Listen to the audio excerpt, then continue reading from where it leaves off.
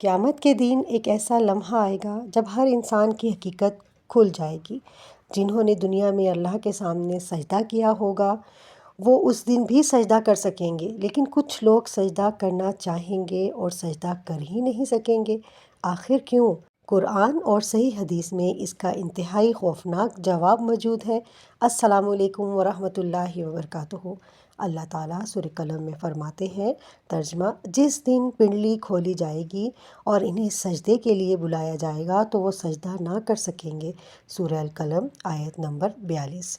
اور اس آیت کی تفسیر میں رسول اللہ صلی اللہ علیہ وآلہ وسلم سے صحیح حدیث مروی ہے۔ حضرت ابو سعید خدری رضی اللہ عنہ بیان کرتے ہیں کہ نبی کریم صلی اللہ علیہ وآلہ وسلم نے فرمایا، ہمارا رب اپنی پنڈلی ظاہر فرمائے گا، پھر ہر مومن مرد اور مومن عورت اللہ کے سامنے سجدے میں گر جائیں گے، لیکن وہ لوگ باقی رہ جائیں گے جو دنیا میں دکھاوے اور شہرت کے لیے سجدہ کیا کرتے تھے۔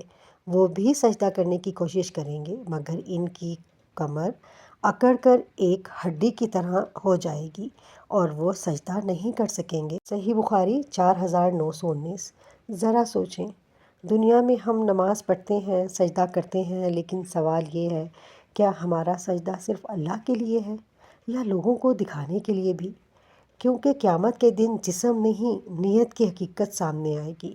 اس لیے آج ہی اپنے دل کو دیکھیں، نماز میں لوگوں کی طرف نہیں، صرف اللہ کی طرف متوجہ ہوں اور دل سے دعا کریں، یا اللہ میرے ہر سجدے کو اپنے لیے خالص فرما، مجھے ریاکاری سے بچا اور قیامت کے دن ان لوگوں میں شامل فرما جو تیرے سامنے سجدے کر سکیں گے۔ آمین۔ اگر یہ بات دل کو چھو گئی ہے تو اسے دوسروں تک بھی پہنچائیں، شاید کسی کا سجدہ اخلاص سے بھر جائے۔